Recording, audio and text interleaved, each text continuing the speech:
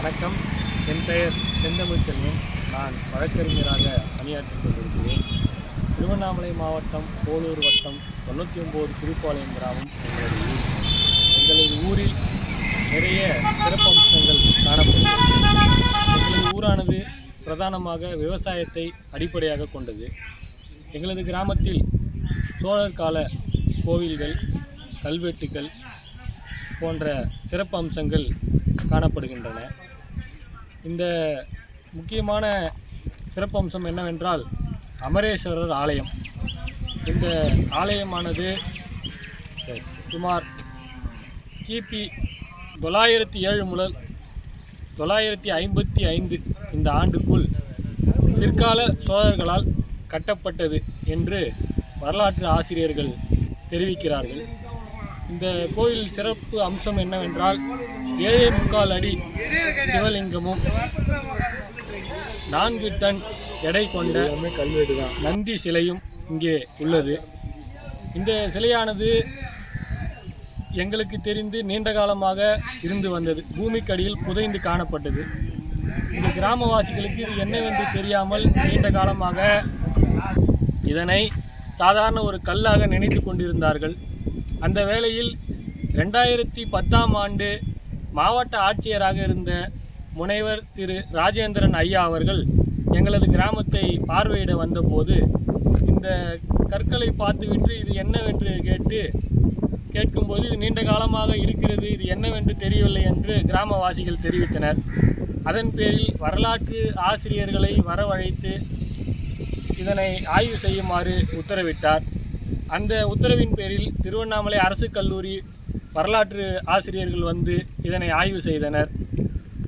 இதனை ஆய்வு செய்து இதனை வெளியே எடுத்து கொண்டு வந்தபோது அப்போதுதான் தெரிந்தது இது முந்தைய கால சோழர்களின் கோவில் என்று. அதனை பிரதிஷ்டை செய்ய மாவட்ட ஆட்சியர்கள் முனைப்பு காட்டினார். அதன் பேரில் அங்கு இருந்த சப்த கன்னிகள் சிலை, பிரம்மா, விஷ்ணு போன்ற சிலைகள் பூமிக்கடியிலிருந்து மீட்கப்பட்டு பாதுகாக்கப்பட்டது. அவருடைய முயற்சியின் பேரிலேயே இந்த கல்வெட்டுகள் வரலாற்று ஆசிரியர்களால் இதனை படித்து இதனுடைய வரலாற்றை பேச ஆரம்பித்தனர். அதன் பின்பாக ஒரு சோழர் கால கல்வெட்டுகள் இங்கு இருப்பதும் இந்த கோவில்கள் இங்கு இருந்ததும் கண்டுபிடிக்கப்பட்டது. இந்த சோழர் கால கல்வெட்டுகள் சுமார் ஒரு 2000 ஆண்டுகளுக்கு முன்பாக இருந்திருக்கலாம் என்று கருதப்படுகிறது.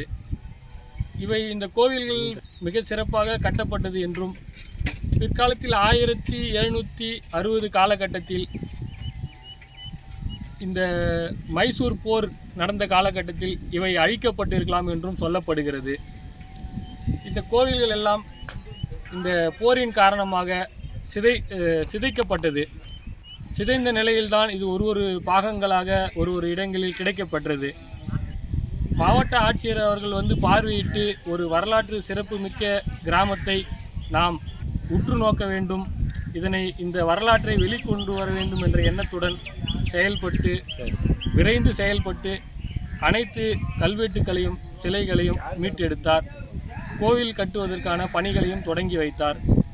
அதன் பின்பு அவருடைய பணி மாறுதலுக்கு பின்பு போதிய பொருட்செலவு செய்ய முடியாமல் கிராம மக்கள் இந்த கோயிலை இருக்கிற நிலையிலேயே வழிபாட்டு கொண்டு வந்துள்ளனர். எனவே எங்களது கிராமத்தை வரலாற்றை மீட்டெடுத்து எங்களுக்கு இந்த கோயில்களை சிறப்பாக கும்பாபிஷேகம் செய்யும் அளவிற்கு அரசு எங்களுக்கு வழிவகை செய்ய வேண்டும் என்பது எங்கள் கிராம மக்களின் கருத்து.